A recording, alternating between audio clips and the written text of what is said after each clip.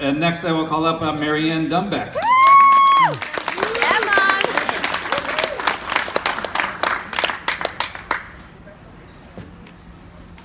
So Marianne is joined by her husband Jim, daughters Jennifer and Nicole. Hi, you guys. She's spent 30 years in education, 10 years at Costa Mesa High School in our deaf and hard of hearing, as well as a science teacher here the last 3 to 4 years.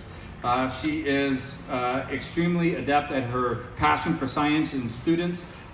She won't remember this, but Marianne and I had the pleasure of spending a quarter together my first year here 4 years ago because there was a student that had made some poor choices. And in talking to Marianne, she said, hey, look, absolutely, I want to welcome the student back into my classroom, but I want to make sure that there's also some supports. And that's just the type of person that Marianne is. And so I got the pleasure to go in and sit and kind of watch Marianne at her craft. And when I walked into the classroom, you get a feel and a sense for the cast of characters that she's dealing with. Right, so they're all in one class. So as I walk in, I kind of take 2 steps, like, whoa, they're all here. All the students that I work with were in one period. And then there was one, especially that we were called in to kind of keep an eye on.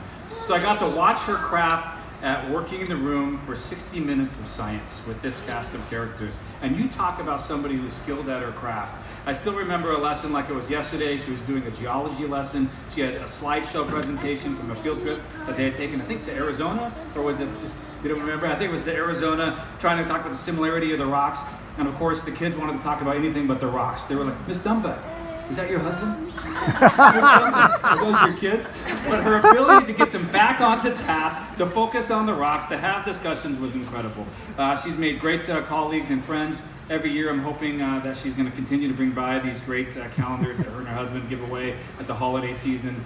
This isn't retirement for her. I know that she's going to continue to work with her husband and assist him, but she is going to spend some time exercising as well as dancing. That's where she met her husband, so she's going to get back into that. So I wish you all the best. Thank you for all your time.